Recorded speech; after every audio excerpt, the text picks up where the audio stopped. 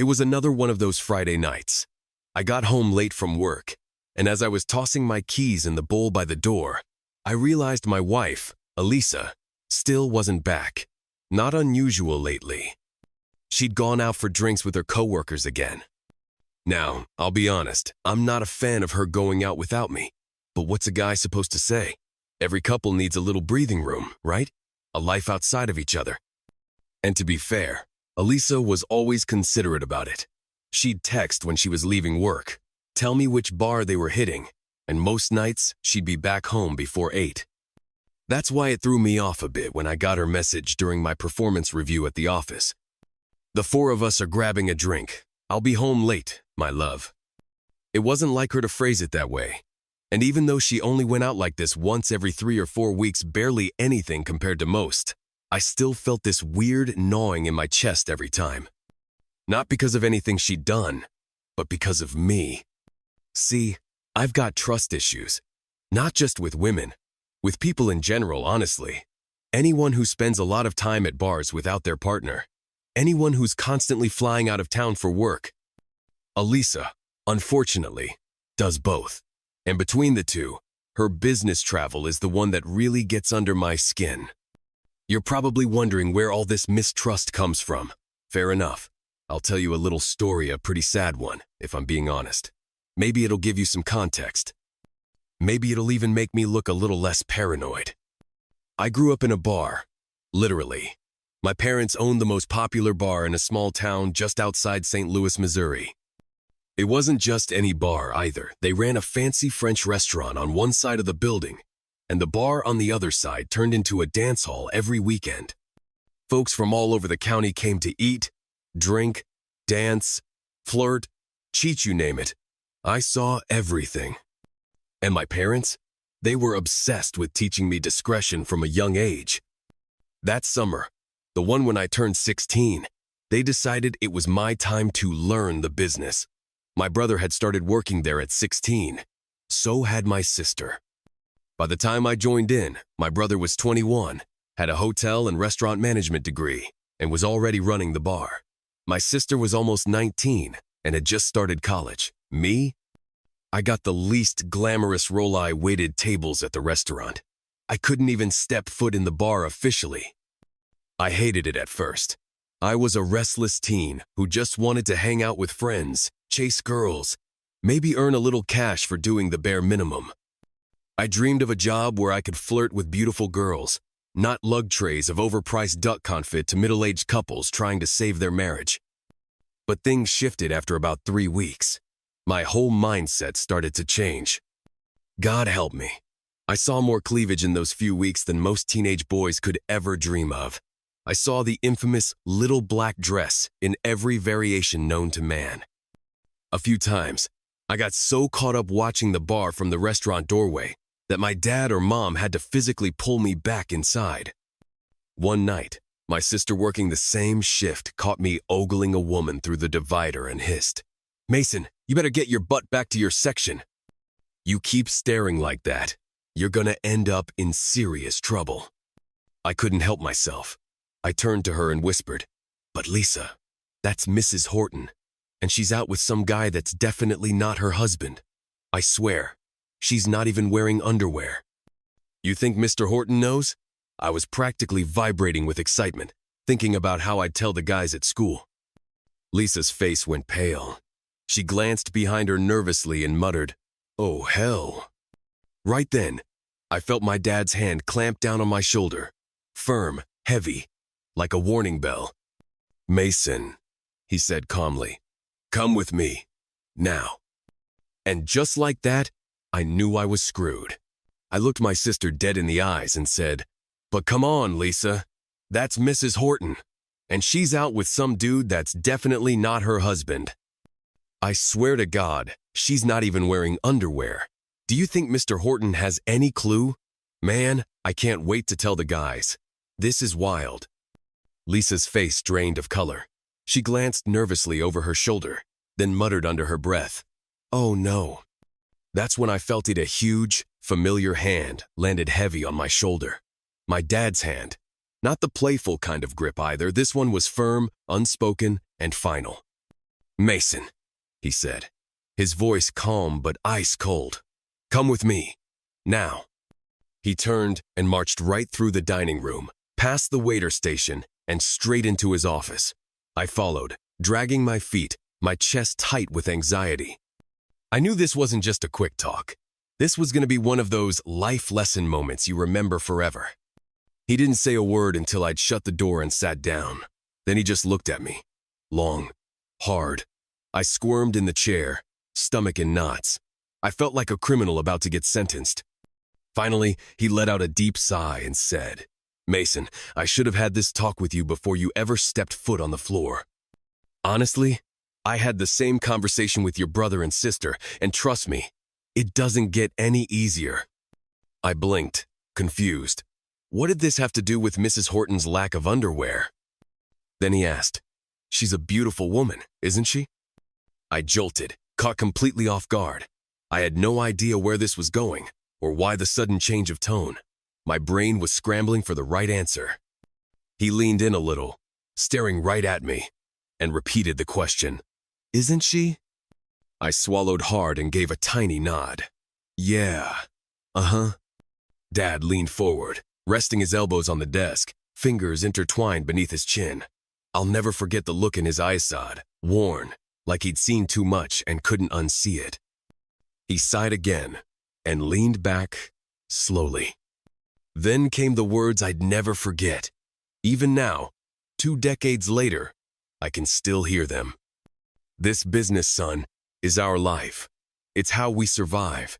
It pays the bills, built the house, bought the pool you swim in. It sent your brother to college, and it'll do the same for your sister and for you, but only if we don't screw it all up."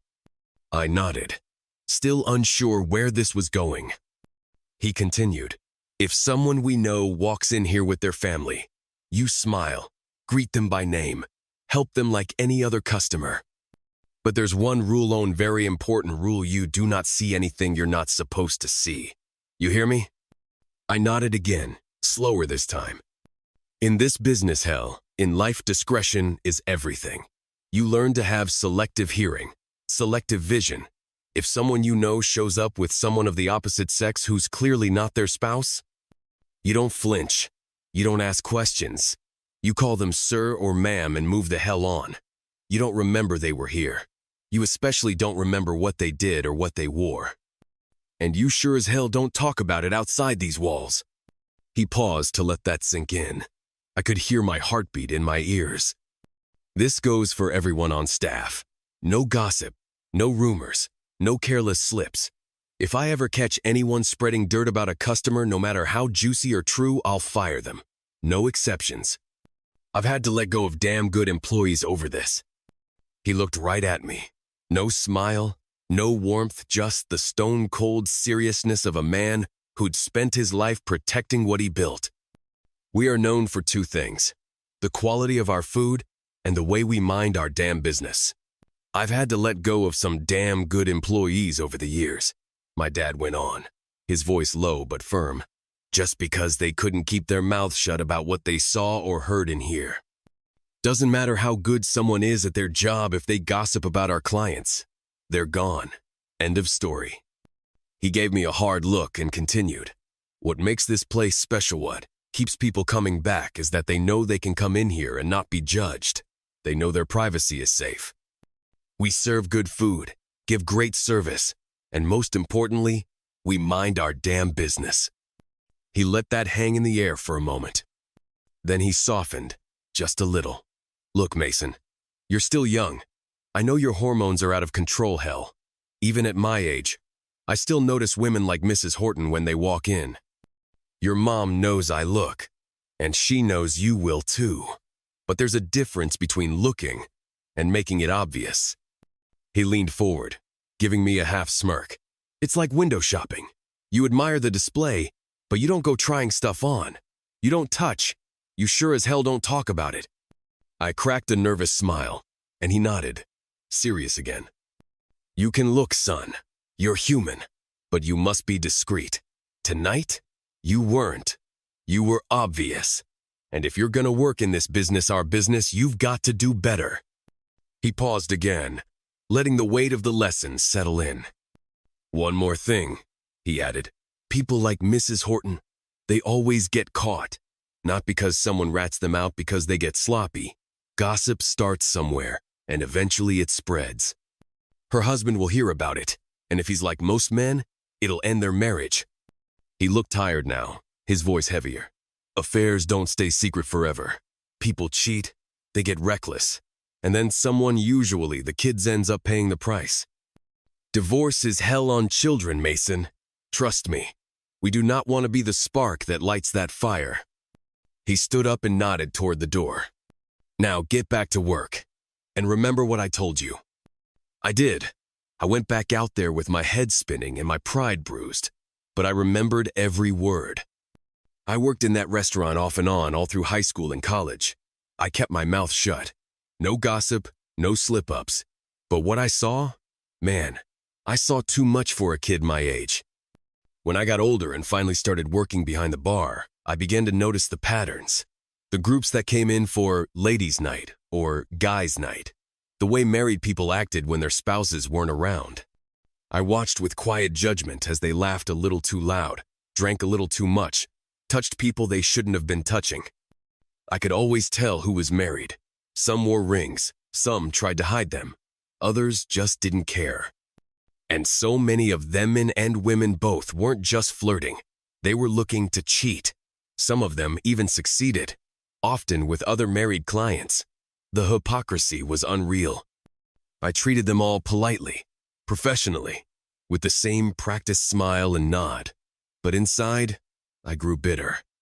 I started to despise the kind of people who stayed out late at bachelor or girls' night parties, the ones who drank past midnight and thought no one would notice the way they acted, the ones who traveled for work and ended up in a stranger's hotel room. I noticed something else, too. The folks who came in, had a drink or two, and left early, their marriages lasted. They were stable, grounded, real. The ones who stayed late, flirted all night, I watched a lot of those couples fall apart. Some got divorced right in front of my eyes, and I never forgot. It was during my freshman year of college when my dad hired a new waitress. I still remember the first time I saw her. Her name was Elisa, and yeah, I'll be honest, I was instantly, intensely attracted to her. I mean, completely knocked off my feet. At first, it was just hormones, but over the next 2 years, working side by side, something real developed. We laughed, talked about our lives, got to know each other's families. We bonded over the same cynical observations, watched married cheaters stumble into the bar, and laughed at their clumsy, drunken antics. We were kindred spirits, real ones. By the time Christmas rolled around in our senior year, I knew. We both knew. I asked Elisa to marry me, and she said yes. It felt solid, right? We had the same values, same dreams. We were both scarred by the same things and built trust on top of those scars. But of course, no story is that simple. The only bump in the road was our parents and their damn insistence on a prenup. Elisa and I thought it was ridiculous. We knew we were lifers, but my folks had the restaurant, and, to my surprise, a hefty investment portfolio. They didn't want it tangled up if I ever inherited it. To my surprise, Elisa's parents felt the same way. I found out Elisa's parents were just as cautious as mine, maybe, even more so. They had a considerable family fortune and made it clear they didn't want any part of Elisa's potential inheritance becoming marital property if we ever got divorced. The prenup we ended up signing addressed all those concerns clean, fair, airtight. We agreed that anything either of us owned before marriage, or anything inherited from our families, would remain separate property, no matter what happened. The agreement even spelled out how we'd handle retirement funds. She'd keep hers, I'd keep mine. The only thing that would be divided was what we acquired together during the marriage. Our home, joint accounts, cars bought after the wedding, that sort of thing. Hell, the prenup was so detailed it even covered future parenting. If we had kids and ever got divorced, custody would go to the parent who traveled less and less. That created some kind of danger for the kids. At the time, it all sounded theoretical, overly cautious. But now, looking back, It was prophetic. Graduation day finally rolled around. Elisa had earned her degree in finance, and she landed a solid job at a brokerage firm headquartered right here in town. I graduated with a degree in construction management and a minor in landscape architecture.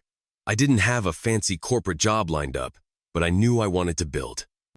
For the next 2 years, I worked under a mid-sized construction company, learning the rope show to run a job site, manage labor, deal with clients, juggle materials and deadlines. I loved it. Neither of us wanted anything to do with the bar or restaurant, so when my parents converted it into a corporation, we handed the reins to my sister and brother. Mom kept doing the books. Dad? He stayed, Dad, the real boss, even if his name wasn't on any official paperwork anymore. After 2 years of grunt work, I finally struck out on my own. I launched a construction and landscaping business, fueled by a mix of ambition, adrenaline, and desperation. We were barely making it scraping by on loan payments and high hopes, but my parents backed me. Through the family corporation, they basically financed the business and paid me a modest salary to manage it. It was tough at first, really tough. We were behind on car payments more than once, but Elisa, she kept climbing. She worked hard, and the firm noticed. Eventually, she came home one evening practically glowing. She'd landed a new role in the compliance department, a big step up. That department's job was to monitor all the satellite offices across the region and make sure they followed the SEC's strict rules. Elisa was the one they'd call. When something looked off, she'd go in, find the problem, and fix it. The only downside? The job required travel. Not a crazy amount, just 3 or 4 days a month. Tops. But for a guy like me, with my history, it hit a nerve. Still, I said I was happy for her. But I also felt that familiar, uneasy twist in my gut. Meanwhile, my business started to take off. What began as a few small remodeling gigs turned into bigger contracts add-ons, garages, whole new builds, custom landscapes. I didn't care about putting the company in my own name. I let it grow under the family corporation, and they rewarded me with larger and larger salaries. Our income and our lifestyle steadily rose. Over time, I made peace with Elisa's traveling, or at least I told myself I had. I never loved it, and the discomfort never fully left, but I tried to manage it. Her nights out with the girls were easier to accept. Once a month, max. She usually came home by 8, and she always told me where she was going. Of course, I had my own moments too.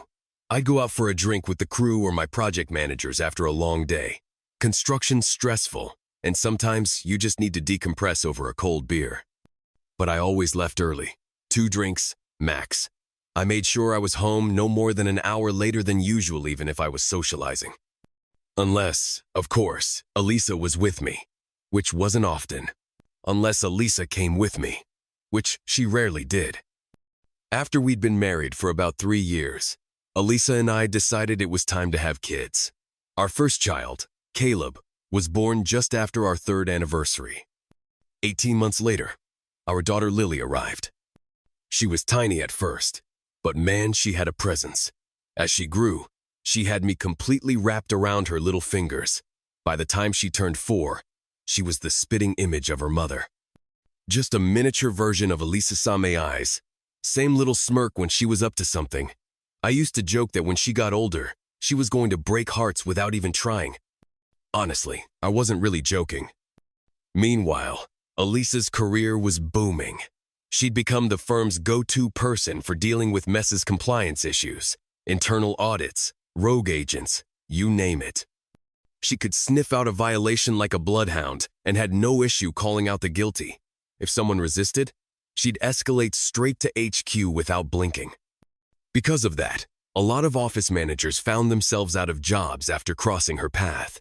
She'd built a reputation as a fixer, and it wasn't long before that came with a price. She started traveling more. At first, just here and there, but then it was up to 2 weeks out of every month. I hated it. She hated it. We talked about it a lot.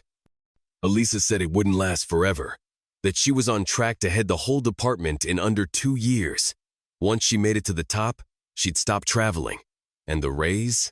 Massive. We agreed it was worth the grind, short-term pain for long-term stability. At least, that's what we told ourselves. Meanwhile, things on my end weren't exactly smooth sailing. The economy had started to tank. Housing market crashed. Stocks followed. My small company wasn't drowning, but we were struggling. We didn't have any major loans or heavy debt, which helped. But the jobs dried up. We'd already laid off half our crew. I found myself bidding on jobs we would have passed up without a second thought a year earlier. Smaller projects, lower margins, just enough to keep some guys working and the lights on. And one of those jobs, that one small project, ended up changing everything. I wish I could go back and erase that Thursday, pretend it never happened. Maybe then I'd still be living in blissful ignorance. Maybe I'd still have a marriage. But I can't. That Thursday morning, I dragged myself into the office, questioning why I even bothered. I'd stayed late the night before, knocked out all the paperwork. Elisa was still out of town for compliance testing. From what she told me, she wasn't coming back until late Friday, so I figured I'd check in on things, maybe head out to a site and get my hands dirty. Truth is, the best way to make sure your crew is working hard is to show up, be present, walk the job site. They stay sharp if they know the boss might pick up a shovel or a tape measure at any moment. I wasn't at my desk more than 10 minutes when my assistant Laura buzzed in. "Hey Mason, Mrs. Sloan is here.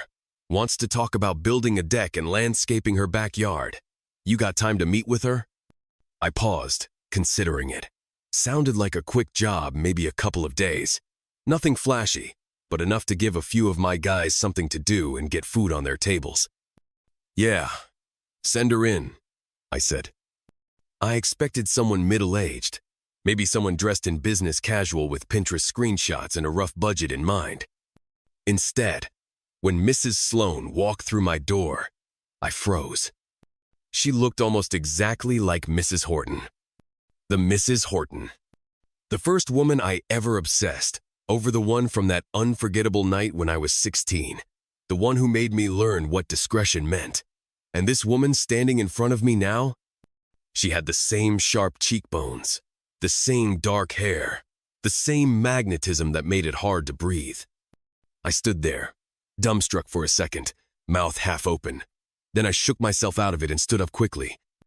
I smiled and extended my hand. "Mrs. Sloan, it's great to meet you.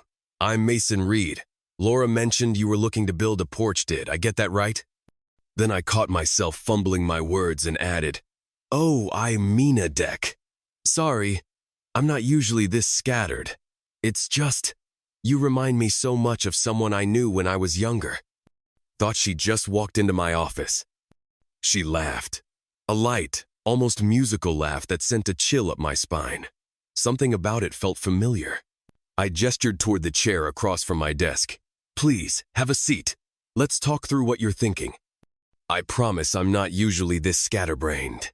You just remind me so much of someone I knew back when I was a teenager." For a second, it honestly felt like she'd just walked into the room. I smiled awkwardly. "Please, forgive me." Jasmine chuckled, a soft, delicate laugh that made the air around her feel warmer somehow. "Mason," she said, still smiling. "It's me, Jasmine." I must have looked completely blank, because she tilted her head and added gently, "Jasmine Horton. Donita and Alfred Horton were my parents. We used to eat at your family's restaurant all the time." My jaw dropped. "Oh my God, no way. I'm sorry, I didn't recognize you. You were so young back then, you've changed a lot." Jasmine let out that same bright, playful laugh again, the kind that could derail a man's thoughts, and said, "Well, I guess we all have. I was only 10 when my parents split up. After that, Mom took me with her.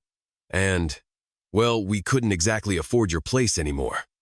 She sighed, then moved the conversation forward like nothing had happened.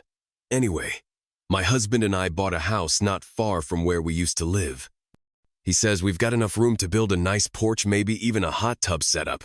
I think there's potential for something cool, if the price doesn't get out of control, of course." She looked at me earnestly.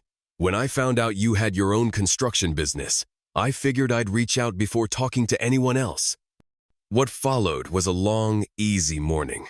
We talked about old times, childhood memories, even some of the people we both knew back in the day. She told me a bit about her husband, Stephen, and what they had in mind for the backyard project. We laughed more than I expected to. She still had that spark. Once I got a rough sense of the scope, I told her I'd need to see the actual space, take measurements, and get a proper feel for the job before I could give her a quote. "No problem at all," she said. "We could go now if you've got time. I'm not working today, so it's really up to you." I checked my watch and said, "Tell you what thou about I come by around 1. I've got to check in with a few of my crews and grab some lunch. After that, I've got the rest of the day free to take measurements and put together an estimate." "That works great," she smiled. Then she left, and I followed her out. Before I left, I popped into Laura's office. I'm heading out for the rest of the day, need to swing by a few job sites, grab a bite, then check out a new lead. Mrs. Sloane's backyard job. If anything urgent comes up, just call my cell. Otherwise, lock up when you leave. Work went smoothly. In fact, I ended up spending more time at one of the properties than I meant to. By the time I wrapped things up, I was running about 30 minutes late. I pulled up to the Sloane house around 1:30, feeling a little rushed. Jasmine answered the door, wearing a sundress and holding a pair of sunglasses in her hand. She smiled when she saw me. "I'm so sorry I'm late," I said. "One of the property owners wanted to walk the site and talk about materials. I tried calling, but I got your voicemail." She laughed softly. "Mason, I told you just call me Jasmine. And no worries. I didn't even hear the phone. I was out cleaning the pool and forgot to bring my cordless out with me. It's nothing special." She stepped aside and motioned me in. "Can I get you something to drink first, or do you want to head straight out back?" "I'm good, thanks. Let's just take a look around the backyard." We walked outside, and I took measurements while we talked through a few different design options. After a few minutes, I looked up and said, "All right. I can give you a pretty solid estimate for most of this, but I need to know about the hot tub. Since you don't have one yet, I can't finalize anything until I know its dimensions. A lot of the materials will depend on it." Jasmine blinked. "Oh, I thought you'd be providing the hot tub too. I mean, I really don't know much about them. Can't you just include one in the bid?" I laughed gently, shaking my head. "I can source one for you, sure, but I'll still need to know what kind you want. Standalone or built-in, ground level or raised, electrical requirements, size." She frowned, clearly overwhelmed. I have no idea. I didn't even think about all that." I chuckled and said, "Yeah, Jasmine, I can definitely help you with that. But just so you know, we don't sell hot tubs directly. I'll have to source it from a supplier. So before I can finalize anything, I'll need the specs, size, power requirements. Are you thinking 110 or 210 volts? Will it be freestanding or in-ground?" She looked so overwhelmed, so visibly lost in all the technical jargon, that I couldn't help but soften. It reminded me of how flustered she used to get when she was younger back, when the world threw curveballs at her and she wasn't quite sure how to swing. Finally, I said gently, "Look, why don't we just sit down and talk it over a bit? You could always give your husband a quick call tonight, run it by him, and we can move forward once you both settle on what kind of tub you want." But that suggestion only made her more uneasy. Jasmine's shoulders tensed, and her eyes dropped to the floor. "Oh no," she said, voice slightly shaky. "I can't call him about this. He told me to handle it. All of it. He's away on a business trip in Denver until the weekend and, well, I don't want to bother him. I can figure it out myself." Something in the way she said it gave me pause, but I let it go. So I started asking more detailed questions. How often would they use the tub? Was it for entertaining? Mostly for relaxing? I learned that it was rarely used by guests, maybe 1 or 2 friends now and then. But mainly, it was just for her. She used the backyard, the pool. The patioite was her space, really. Stephen, her husband, apparently didn't care much for outdoor lounging. With that in mind, We headed over to my supplier so she could look at a few models in person. After some back and forth and a little hand-wringing, she settled on a compact 5-seater. Simple, efficient, elegant. I jotted down the dimensions, took a few photos for planning, and we made our way back to her house. Once inside, I asked, "Hey, do you happen to have a place I can connect to the internet? Some of the pricing data I use updates every Thursday, and I'd like to double-check the numbers before I plug anything into your estimate." She smiled. "Of course, Mason. Come into the office. Steven set up a really nice one since he works remotely when he's not traveling. You can use the desktop or connect to the network with your laptop." We stepped into the home office, and I paused for a second, genuinely impressed. The setup was sleek and professional, felt more like a corporate suite than a room in someone's house. His desk was placed by the window, facing the backyard. 2 polished leather chairs were stationed in front of it, and across from those was a tall, perfectly arranged bookshelf. It was neat, modern, and oddly impersonal, like someone built it to look used, rather than actually using it. Jasmine walked behind the desk, pulled out a chair, and smiled. "You can sit here while you work. Make yourself at home. If you need anything, water, coffee, charger, just ask."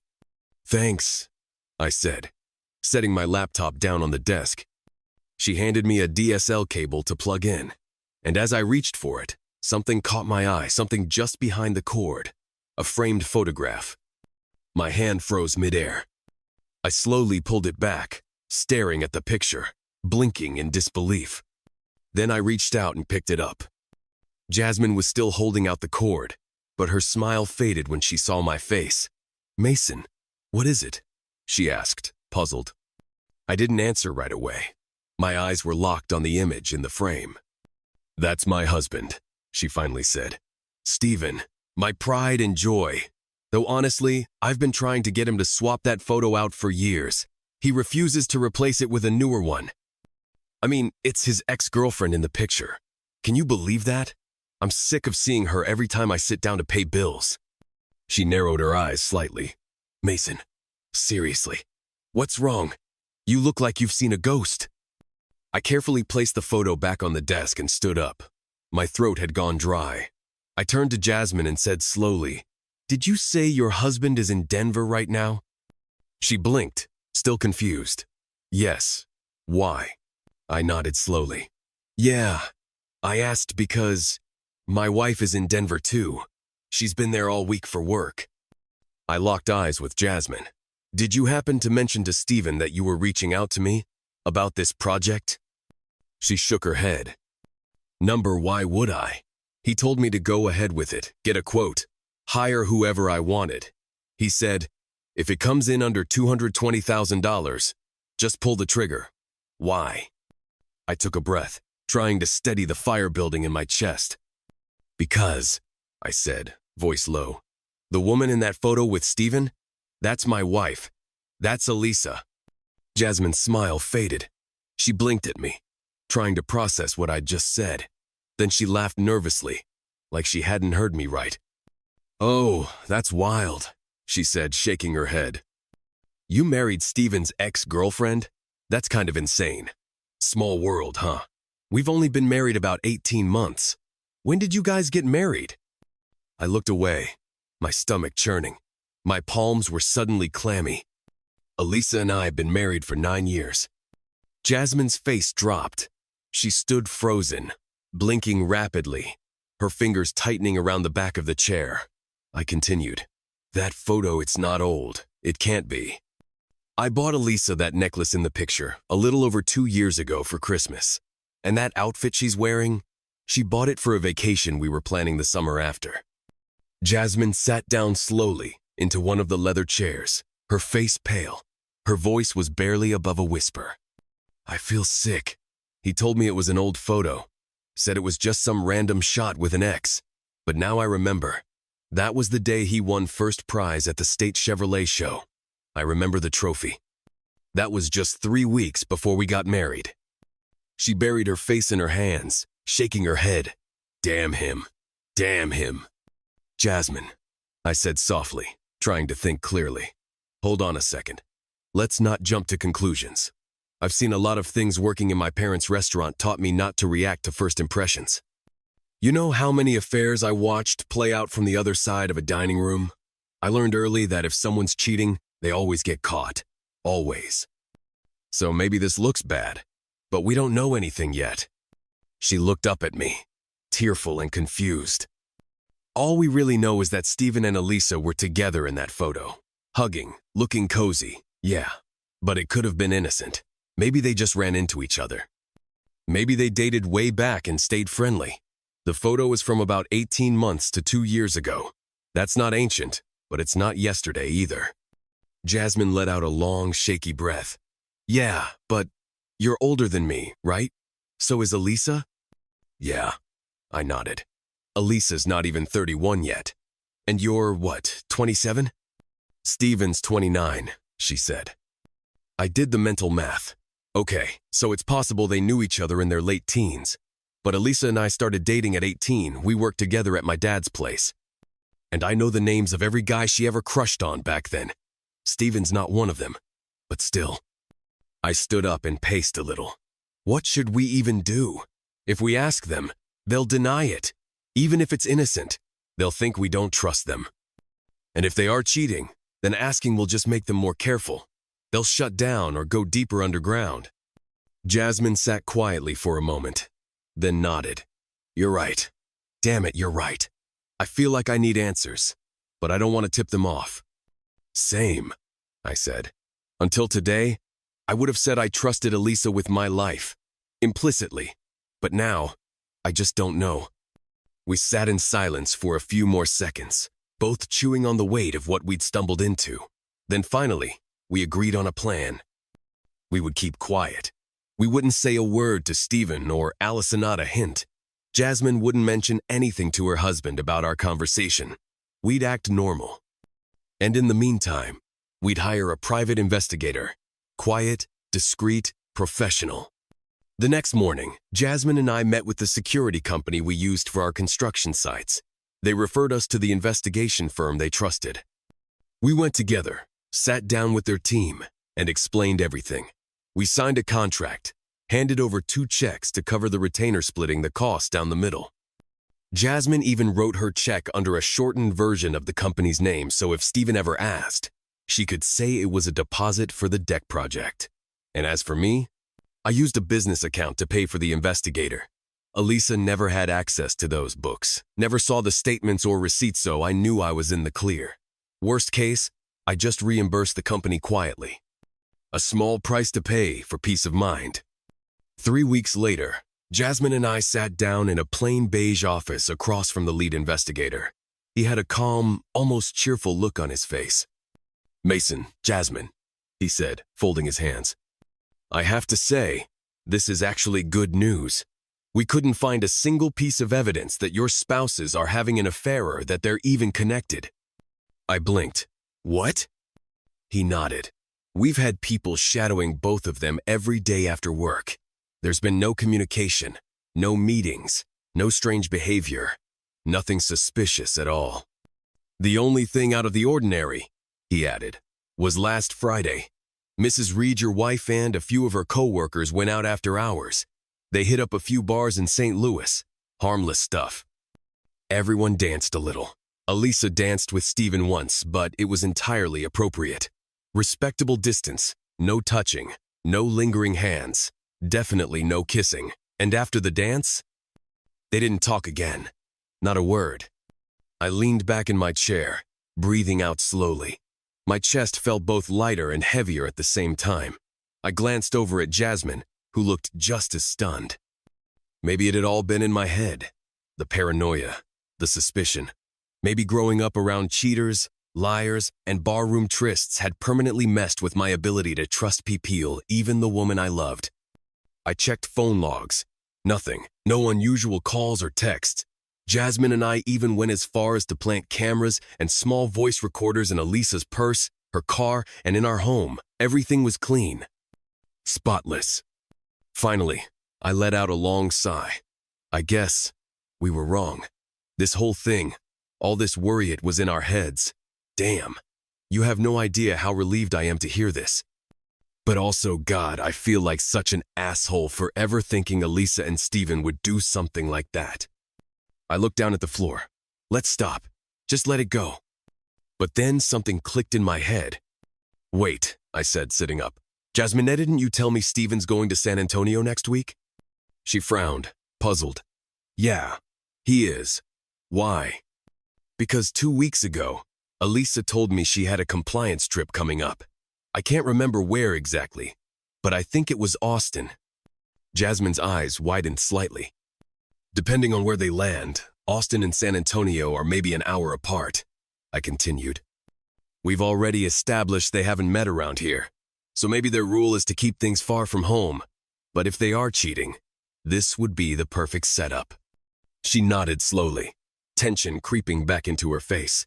You think we should keep watching? I do. Just for this trip. If nothing happens, then fine, I'll admit I let paranoia get the better of me. But if they're clean, it'll give me peace. And if they're not, I trailed off, unable to finish the sentence. The strange thing was neither of us had seen a single change in Steven or Elisa's behavior. Not one. They were exactly the same. No shifts in mood, no sudden distance, no strange new habits. Elisa was still affectionate, still warm, still my Elisa. She didn't act like someone hiding something. She came to me for intimacy, responded like she always had, looked at me like I was the only man in the room. It didn't feel like anything was wrong. And yet, that damn photo, the timing, the coincidence, I couldn't shake the feeling. That Friday night, the night before Elisa's next work trip, we went out to dinner, just the two of us. It was a good night. Laughs, wine, shared dessert. We came home, curled up in bed together, warm and close. And then, lying in the dark, I asked her softly, Hey, do you remember back when we worked at my dad's restaurant? And how we used to laugh at all those people who cheated? The ones who acted like nobody saw them sneaking around, doing shady things? I thought I felt a slight twitch in Elisa's body, just a small, almost imperceptible tightening of her shoulders, but I wasn't sure. She kept her expression light, turned toward me with a smile, and said, Yeah, some of those people really were dumb.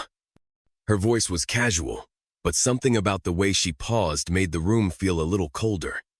Sometimes, she continued, when a guy or girl at work does something shady like sneaking around with a coworker or messing around on a business trip, I think back to those days and wonder, what the hell were they thinking? It's just so stupid. Why do you ask? I rolled onto my side to face her more directly. One of the guys I work with thinks his wife might be cheating on him. He doesn't have proof, but he's suspicious. Told me it's eating him alive. I sighed. It made me think of those nights back at the restaurant. I told him, just keep calm. Don't do anything rash. If she's cheating, the truth will come out. It always does. Just give it time. Don't make it harder for the kids, you know? Divorce wrecks them. Elisa's smile faltered just a little. Her eyes dimmed. Why do you assume it has to end in divorce? She asked quietly. I mean, maybe the wife really does love her husband. Maybe the affair doesn't mean anything. Maybe she just made a mistake, but doesn't want to lose her family. I blinked, caught off guard by the shift in her tone. Oh no, I said quickly. That's not what this guy is like. He's like us, you know? Grew up seeing too much of the cheating world. Has zero tolerance for disloyalty. I mean, sure, maybe he could look the other way on a one-night thing maybe. But an ongoing fling? No way in hell. That would destroy him. As I said it, I saw Elisa's jaw tighten. Her muscles flexed just under the skin. But then she smiled, leaned over, and kissed me softly on the lips. I'm glad you're still the man I married, she said, her voice tender, almost fragile. We both know how much pain an affair can cause. If this friend of yours is really going through something, maybe we could help him. Together. Maybe he just needs someone to talk to. I nodded, and we lay there in silence. We didn't fall asleep right away. The stillness between us was too loud. Elisa shifted, turned, shifted again. I stared at the ceiling, trying to convince myself I was overthinking. But something in that conversation stuck to me like static. The following week dragged like cement. I checked in with the investigators twice, asking if they'd found anything. They were vague, professional. We're still watching them both. You'll get the full report Monday. When Monday finally rolled around, Jasmine and I met the lead investigator in his office again. We sat down across from his desk, bracing ourselves. He leaned back in his chair and rubbed the back of his neck. You know, when you first asked us to follow your spouses last week, I almost said no. I thought it was a waste of time. They were good. Really good. This is honestly one of the hardest cases we've ever worked. He paused. Then he dropped the hammer. But you were right. Stephen and Elisa are having an affair. We've got photos, audio, everything. My stomach flipped. I've got to say, he continued, shaking his head, I'm still shocked.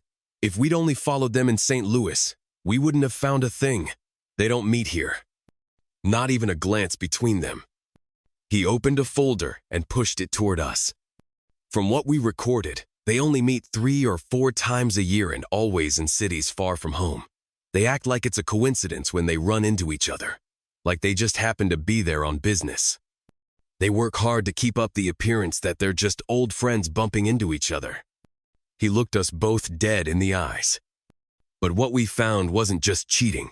It was smart cheating, calculated, controlled. They went to 2 different cities, stayed in separate hotels, and then met up at a 3rd hotel. And even then, he leaned forward, lowering his voice. They didn't stay in the same room. They didn't even stay in the same room, the investigator continued.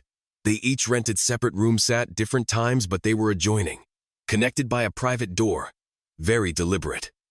Stephen paid for his room in cash, no credit card, no paper trail. Elisa, on the other hand, checked in under the name Angela Fosterand.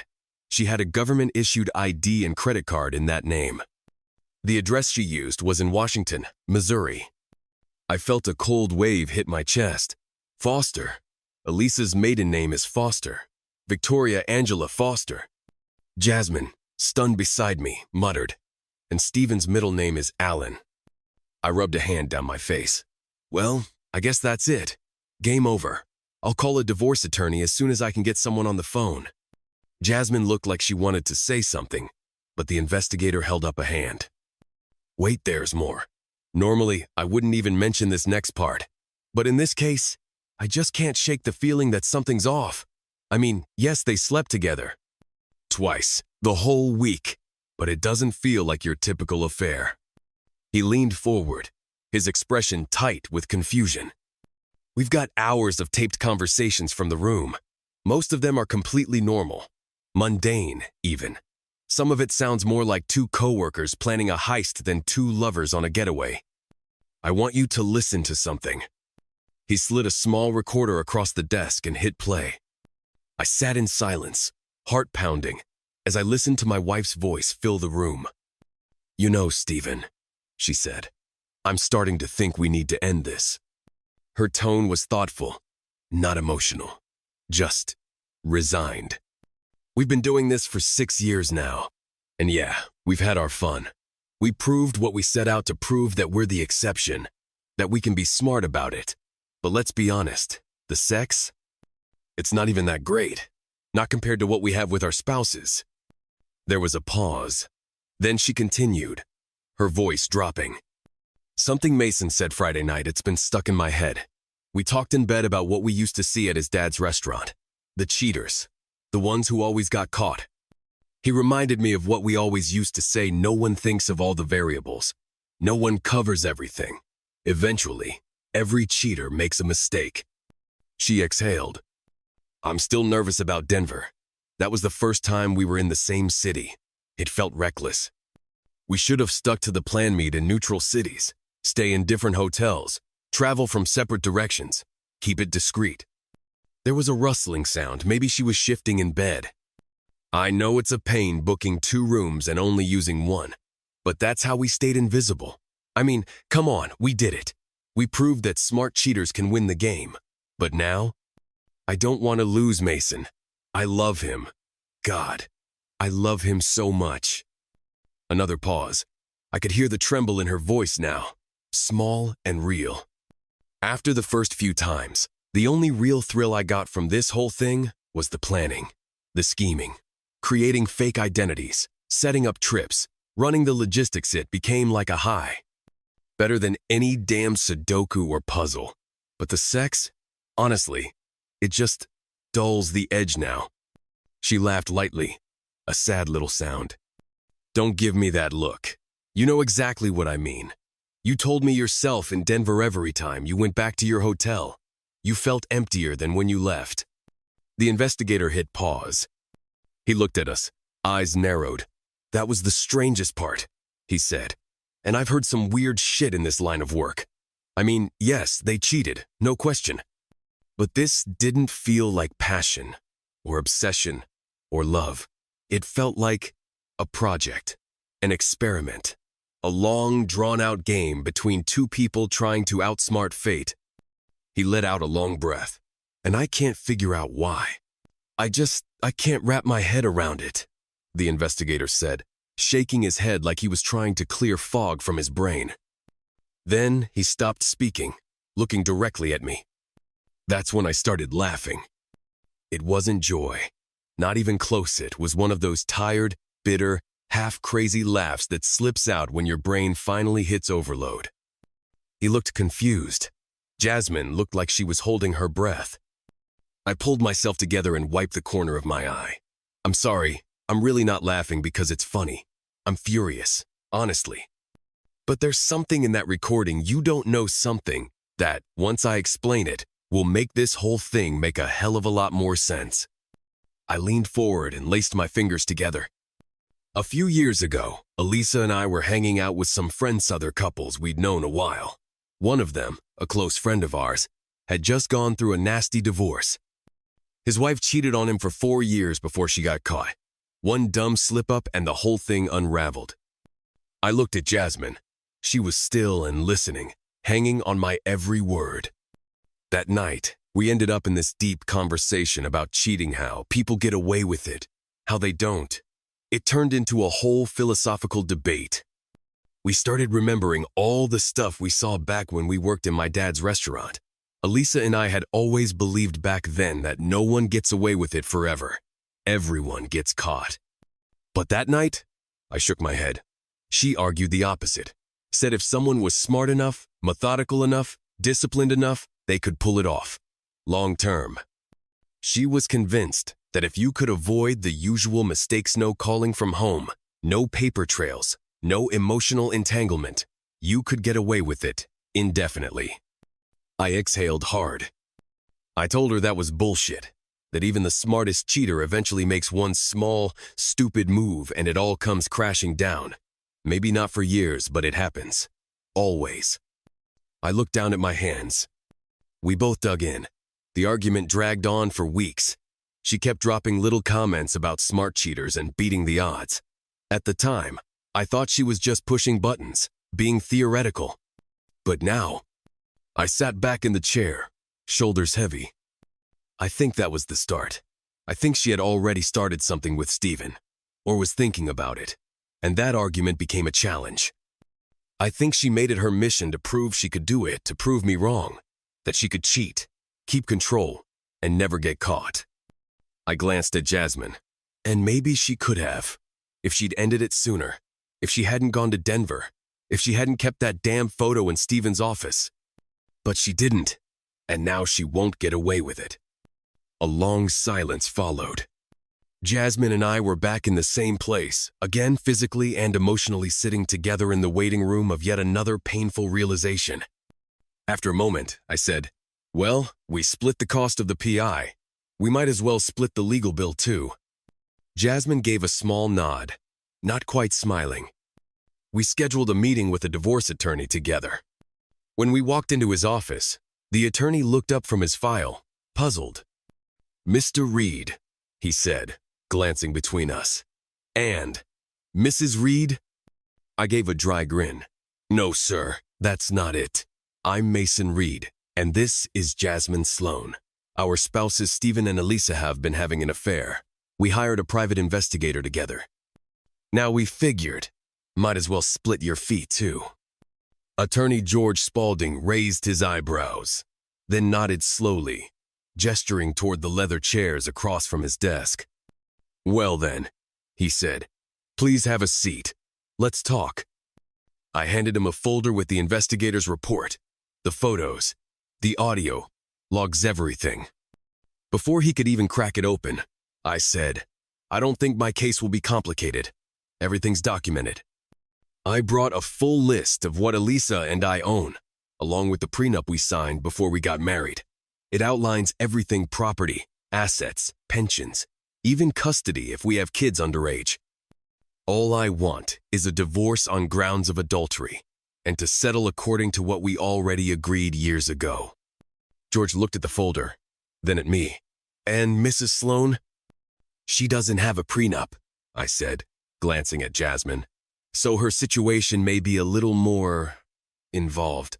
I don't think my case will be too complicated, I told the lawyer. I've brought a full list of the assets Elisa and I own when we acquired them, how they were paid for. I also have a copy of our prenup, which doesn't just cover property division. It outlines custody arrangements too. I looked him straight in the eye. All I want is a divorce on the grounds of adultery, and a settlement exactly as we agreed in the prenup. Clean. No drama. Just what's fair. I slid the documents across the desk. Jasmine followed suit, placing her own stack beside mine. Her pile looked nearly identical except for one key difference. She didn't have a prenup, I added, glancing at her. The lawyer, George Spaulding, nodded thoughtfully as he flipped through the papers. Then he leaned back and gave us the basic show the divorce process would work, how long it might take, what kind of fees we could expect. He explained the typical timeline and asked Jasmine what she hoped to walk away with, assuming things played out in her favor. Finally, he closed the folders with a quiet thump. I think I've got enough for now, he said. I'll review the investigator's report thoroughly. If I have questions, I'll call. Otherwise, I'll get started on the paperwork. He looked up from his notes. Do you want me to go ahead and serve the papers, or would you prefer I call first? Jasmine and I looked at each other. Call us, I said. Let us know when they're ready. We shook hands and walked out together, silent and emotionally drained. Another piece of the process in motion, another nail in the coffin. 2 days later, my phone rang. It was George. After a few polite greetings, his tone shifted. Mason, I've gone over everything. I've got to be honest with you. This is one of the strangest cases I've ever seen. That so? I asked. Yeah, he said, sighing. I even showed the file to 2 of my partners. They agreed. Yes, there's cheating. There's no denying that. But it's weird it doesn't feel like a real affair. It's almost like it was a performance, a game. Like they had to have sex for the game to be valid. He paused.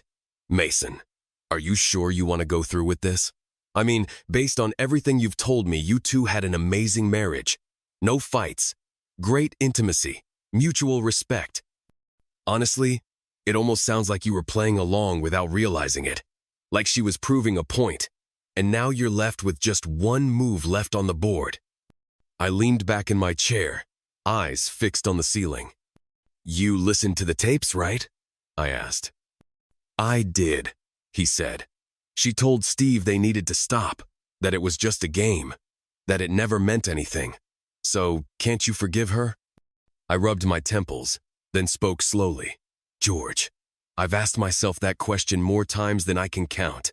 I wanted to believe I could, and for a while, I actually did. If it had really been just a mental thing, just some twisted emotional thrill, no sex involved, maybe I could have let it go. But she crossed a line. I sat up, gripping the edge of my desk. I think, at first, this was just her way of proving me wrong. We had that stupid debate whether someone could cheat and get away with it if they were smart enough. I told her it was impossible. That all cheaters slip up. That it's inevitable. And knowing Elisa, that challenge must have eaten at her. She's always been proud of how clever she is. Always had to be right. I stared down at my desk, my voice lower now. But she didn't just try to win the argument. She turned it into a mission. And maybe if she'd stopped after a few meetups, I could have chalked it up to some sick social experiment. But she didn't stop. She slept with him. More than once. And when she let that happen, the game became something else. She lost. And now, she has to live with it. Maybe, just maybe, I could have let it go. If it had been a month, a phase, a moment of weakness. But 6 years? 6 years of sneaking around, of building fake identities, coordinating hotel bookings, planning lies down to the minute. Even if the sex was as mechanical and joyless as she made it sound, if it never measured up to what Jasmine and I had shared in our brief, wounded moments, it was still cheating. It was still betrayal. And 6 years was far too long to write off as a mistake. She has to face the consequences, I told George. He sighed. It's your call, Mason. I just hate that this is what it's come to. I've got the documents ready. When do you want her served? I didn't hesitate. She and Stephen are both on the East Coast this week. Her flight should land Friday around noon. She'll probably be back in the office by 3:30, maybe 4 o'clock. George raised an eyebrow. You want her served at work? I nodded. Yeah. Let her get the envelope on neutral ground. Let her hear it clean. I pulled a USB drive from my jacket pocket. I want this included. It's an audio clip from one of the conversations with Steve, the one where she talks about ending it, where she admits it was all just a smart cheating project. At the end of the recording, I say, you lost, because that's the truth.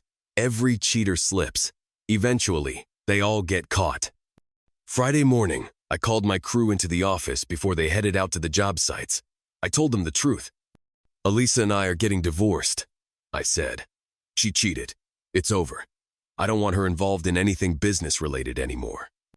Don't share anything with her financials, schedules, locations, nothing. If she asks questions, you tell her to speak to me directly. There were quiet nods all around, a few murmurs of sympathy. No one said much except Laura, my assistant. She came up to me as the crew filed out. Oh, Mason, she said, voice soft. I'm so sorry. I can't believe Elisa. I just can't. I remember how much she hated cheaters, the things she used to say. She shook her head, almost laughing through the shock. You remember? Every time we saw someone we knew out doing something shady, she had a comment ready. She hated traitors. I didn't say anything. I just nodded. At exactly 4:10 that afternoon, George called. It's done, he said. Documents have been delivered. 20 minutes later, my phone buzzed again. Caller ID lit up with her name. Elisa. I hesitated, then answered. Hello? At first, nothing. Just quiet, sobs on the other end. Then her voice came through shaky, raw, barely more than a whisper. Mason, please, can't we stop this? Please. You know I love you. You're everything to me. I know I was stupid. I know I messed up. But damn it, Mason. You provoked me that night. You lectured me like I was some naive idiot when I said a smart cheater could get away with it. That arrogance, that tone, it got under my skin. Her voice cracked. The first year, we didn't even do anything. We just planned. That's it. We met to prove we could do it, that we could hide in plain sight. You heard the tapes, Mason. You know I told Steve I didn't love him. The sex wasn't even good. It was never about him. We were going to end it.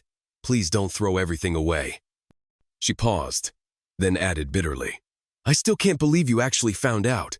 After all this time, how the hell did you figure it out? I took a deep breath. Elisa, I didn't do this. You did this. I'm just following through. I thought we were on the same page when it came to cheating, that we had an unspoken rule, a line neither of us would cross. I clenched the phone tighter, my voice growing colder. I thought we both believed that cheaters, in the end, always get what they deserve. I thought we agreed on that.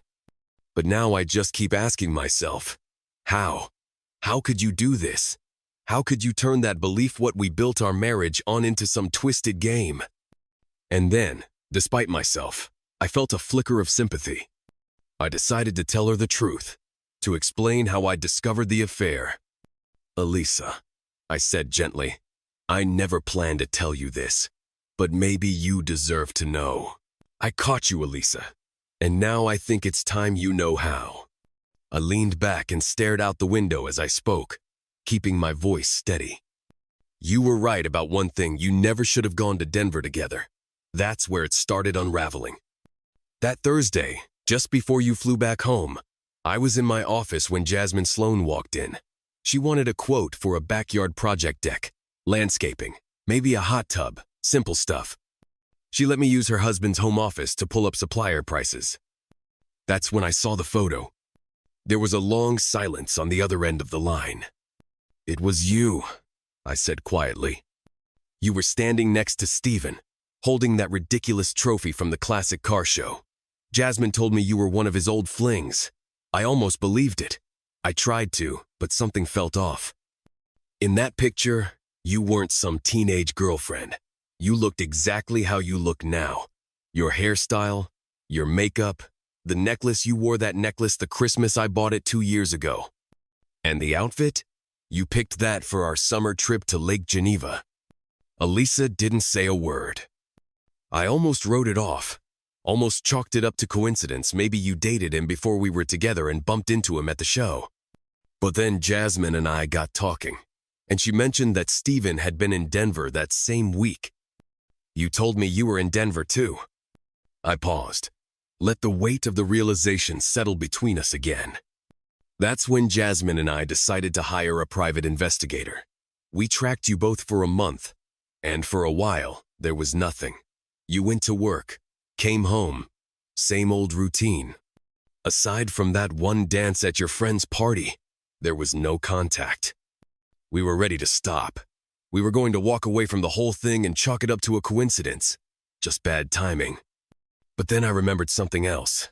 Jasmine told me Steven would be in San Antonio the following week, and you told me you had a compliance trip to Austin. Cities an hour apart. That's when we knew. If you were going to slip up, that would be it. And you did. I heard soft sniffling from the other end. Then her voice broke through. Mason, please, I love you. I do. I don't want to lose you. Can't you just forgive me? Just this once? I sighed. I felt tired, exhausted, really. Not just from her, but from all of it. No, Elisa, I can't. Not now. Maybe not ever. I rubbed my temple. If this had just been emotional, if you hadn't slept with him, I might have had room to process it. But you did. And it went on for 6 years. That's not a mistake. That's a decision you kept making over and over. But it wasn't like that, she said, her voice trembling. It wasn't some romantic affair. It was a game, a challenge. I just had to prove that it was possible. The sex, it wasn't passionate. It wasn't intimate. It was just two people away from home, horny, and using each other to, I don't know, to release pressure. She choked on the next words. We never made love, Mason. Not once. I never told him I loved him. He never told me. It wasn't about that. It was always about proving we could do it without getting caught. And then for the last few years, it was just routine. Just a dumb way to feel something. I closed my eyes. None of that matters. You did it. You chose to make me the fool. You planned the deception. You even created fake identities for it. You wanted to see if you could beat the system, and you did, for a while. But in the end, you lost, like every cheater does. I wouldn't be surprised, I added, voice colder now, if this all started at one of your little girl's nights. Or maybe that one party where you danced with him. A beat passed. It was, she whispered. It was that night. We were just talking. Steve came over and asked me to dance. The girls and I had been watching another couple people we knew from work completely self-destruct at the bar. I made that same comment we used to laugh about. You know, that there's no such thing as a smart cheater. She paused. I told Steve about that, about our conversations, about your philosophy, your dad's rules. And he said, I bet we could beat that. He told me he traveled a lot. Said if he could find someone else who traveled too, they could meet far away. Discreet, controlled, no strings. I laughed it off. At first. Then we danced again, and again, and by the end of the night, we'd already decided to try. I could have gotten over it, but she didn't, how we both said we were cheaters before we got married, How adamant she was about the additions to the prenuptial agreement that dealt with infidelity. Then she did something. Like this. No, I just can't leave it like this. I'm breaking my heart over this, but I just can't. The divorce was final, and for once, I was glad we had a prenuptial agreement. We had some investment that we had to share. Besides, we owned this house together since my business was registered in the family's name, and the only shares I had were considered gifts to me. Vicky did not receive any share in it. I allowed Vicky to withdraw the value of her share of the house from the investment account, so I owned it outright. I was always nice to Vicky when I saw her, and never gave her any trouble about visiting the children. I still wanted to hug her when I saw her, but I knew I could never trust her again. One day I was taking the kids out to dinner. When Jasmine walked into the building, she stopped at the door and looked around. She seemed unsure of herself. The hostess approached her and asked about the number of guests. Jasmine raised one finger. I saw this and jumped out of my chair. I intercepted the hostess and Jasmine before they reached her table. Jasmine, good to see you. I said I saw you. Tell Patty that you were alone if you want. Just my children are with me.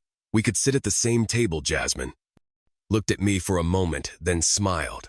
I felt my heart lighten and the whole room seemed brighter. She stepped towards me quickly, hugged me and kissed me on the cheek. Thank you, she said. I think I would like it. I've been so lonely since after Jasmine was seated. I introduced her to my children. Even before she opened the menu, my father was next to the table and said, Don, are you hiding something from me? Who is this beautiful lady? I laughed, and Jasmine smiled. I turned to my father and said, Dad, this is Jasmine Sloan. It was her husband. Her mother was Donita Horton. They came here often when I was a child. Mr. Patterson smiled and said, Oh yes, now I remember you. You look so much like your mother that I can't believe I didn't recognize you. How are your parents? I haven't seen them for many years.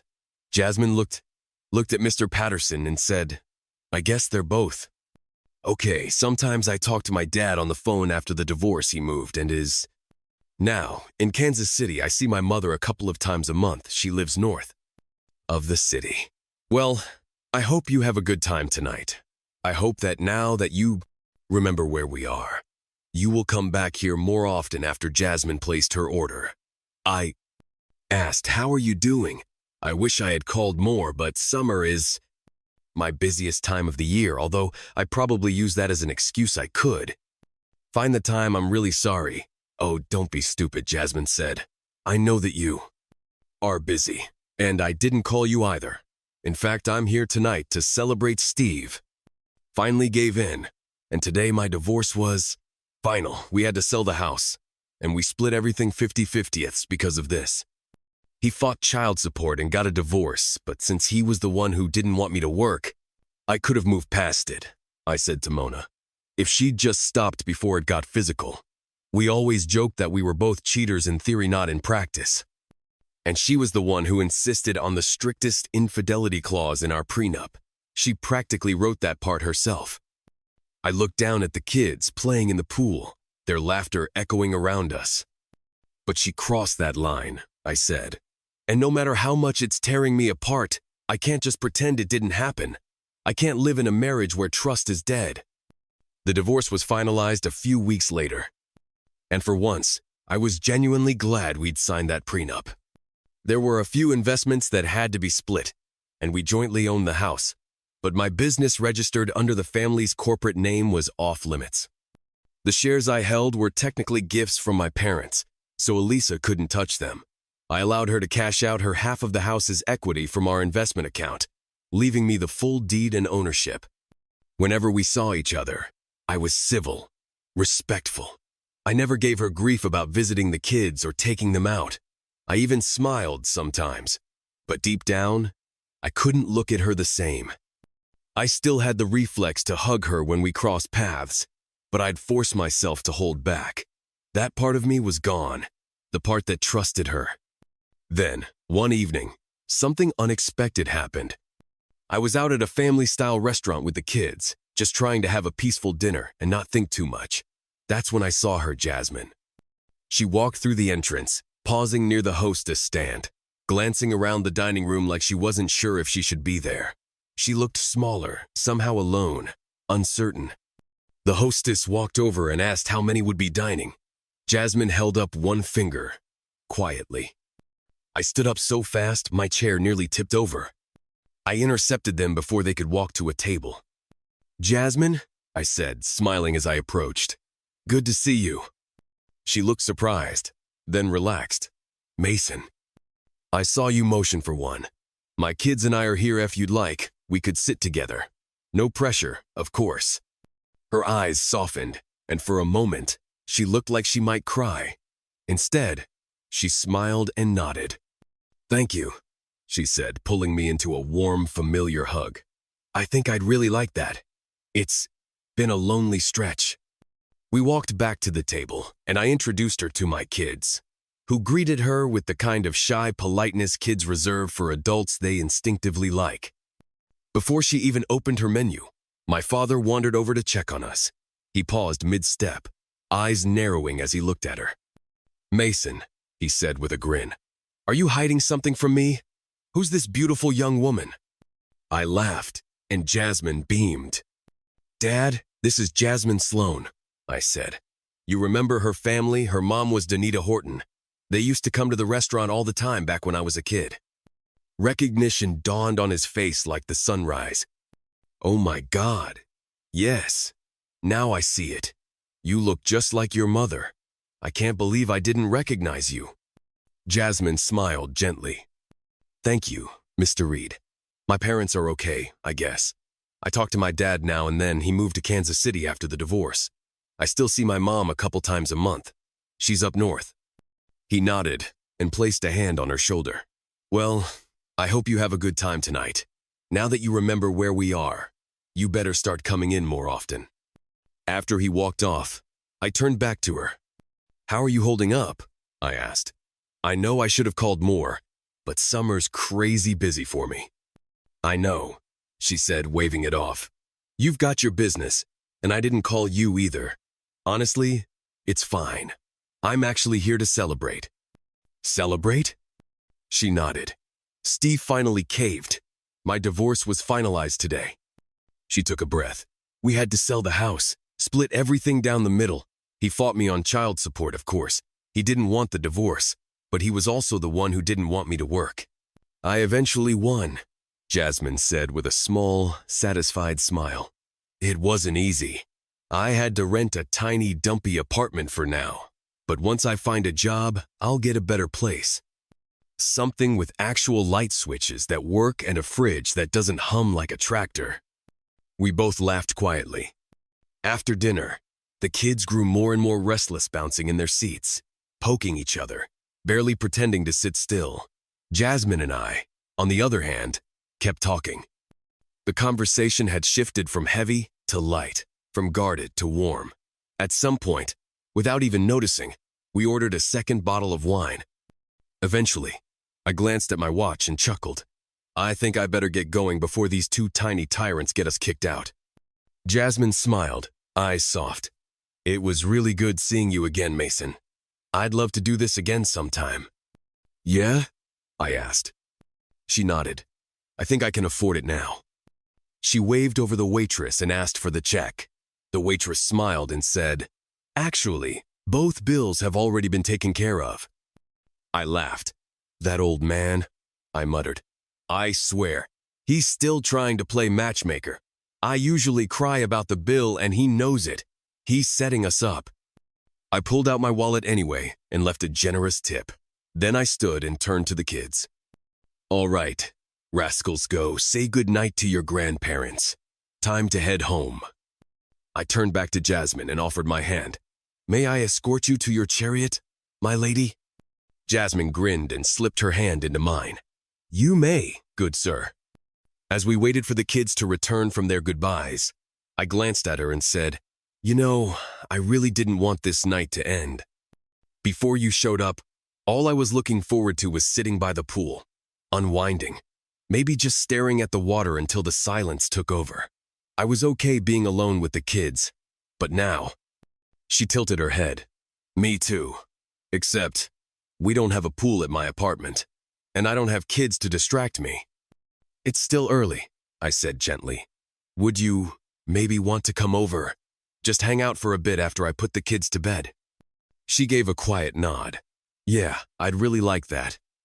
After I got the kids settled and tucked in, I stocked the mini fridge by the pool bottled water, sodas, wine, a couple of beers, a bag of ice. I set everything between two sun loungers and waved Jasmine over. Help yourself, I said, grabbing a Pepsi and sinking into my chair. She chose the same and joined me. The moonlight shimmered across the pool surface, casting soft ripples of silver on the tiles. It was quiet, peaceful, too peaceful for my brain to sit still. I turned to her and said, You know, I think your mom might be partly responsible for my divorce. Then I winced. Damn, sorry, that came out wrong. I shouldn't have said that. Jasmine froze. Her Pepsi paused mid-air. I saw her eyes flash with confusion, then something else. Pain. She set the can down and said nothing. I sat up, suddenly ashamed of how it sounded. I moved closer and gently lowered myself onto the edge of her chair. I didn't mean it like that. Let me explain, okay? She nodded silently. I was 16, I said. Barely 3 weeks into working at the restaurant. Your mom came in one night with a man who wasn't your dad. They had dinner, then went to the bar to dance. I couldn't take my eyes off her. I thought she was the most beautiful woman I'd ever seen, until I met you. Jasmine gave a sad, guarded smile. I kept watching her, totally hypnotized. My dad saw me, and he also heard me tell one of the waiters that I was going to tell my friends what I saw come Monday at school. And that night, I got the talk. The talk. I stared out over the pool again, remembering. My dad sat me down and delivered this long, intense lecture about loyalty, discretion, and what happens when people lose control. He told me what happens when you see too much. That night stuck with me, Jasmine. It formed the way I view fidelity, how I see the world. And years later, when Elisa came to work for us, she got the same lecture. We used to laugh about it. Talk about all the things we saw back then, all the cheaters stumbling through life like no one was watching. We thought we were different, smarter. I shook my head. But maybe that conversation planted something in her too. I thought Elisa and I agreed with my father's philosophy, I said, staring out at the dark water. At least, I did. Maybe I was too stubborn about fidelity for my own good. Maybe I saw everything as black and white, when real life was 1,000 shades of gray. But that moment seeing your mom with that manit stuck with me. I think it set me on the path that's defined how I've handled all this. I turned to Jasmine, voice softer now. And just for the record, before you wonder, I don't know who told your dad. No one in my family ever said a word. None of our employees did either, I swear. It was almost a year after that night before your parents actually split. And far as I know, that dinner at our place was the only time they were seen together in public. Jasmine took a slow breath. Her voice was calm, reflective. Well, maybe something good came out of all this mess. Or maybe not. Depends on how you look at it, she said. She married that guy, you know. They stayed together until he died in a car accident a few years ago. She looked away, her voice lowering. I'm not totally sure, but I think she cheated on him too. I guess what they say is true once a cheater. She didn't finish the sentence. When I was sure she wasn't going to cry again, I gave her space and returned to my seat. The conversation drifted to lighter things. I learned that Jasmine had a degree in accounting and had worked in the field for a while. I smiled when she mentioned it, remembering how often my mom used to gripe about needing more sleep because she was doing the books for both the restaurant and bar and managing the floor staff. I also made a mental note. I should really consider getting someone to help Laura more permanently. Maybe even hire a nanny type for the front office. The following Wednesday, I got home from work later than usual. Barely had time to down a glass of water when there was a knock at the door. I opened eye-tanned, got hit square in the chest by something soft, warm, and surprisingly strong. Jasmine. She wrapped her arms around my neck and tried to speak through tears. "Thank you, oh God, thank you," she whispered. "Your parents called me, offered me a job. I went in, did the interview and the test, and they hired me. I start tomorrow."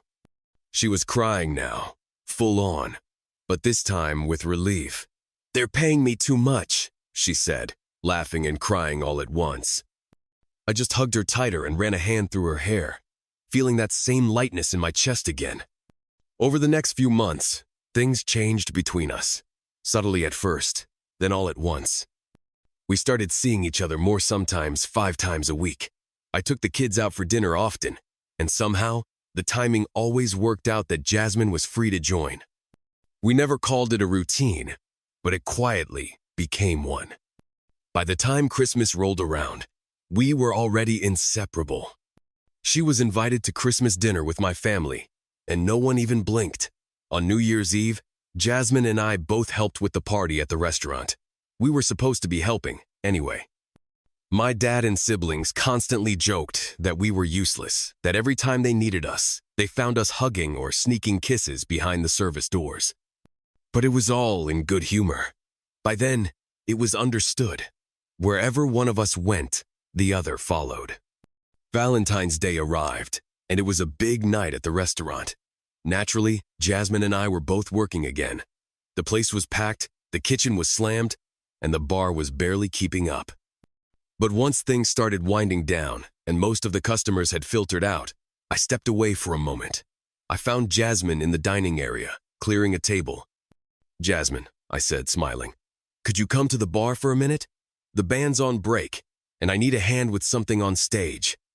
She rolled her eyes but laughed. "Sure, I need a break from this chaos anyway." We walked together to the small stage where the band usually played. The lights were low, the space quiet. I handed her the microphone stand and said, "Can you hold this for a second?" She did, curious. Then I knelt down, reached beneath the stage, and pulled something from behind the speakers, a black box. Raising my voice just enough for the room to hear, I said,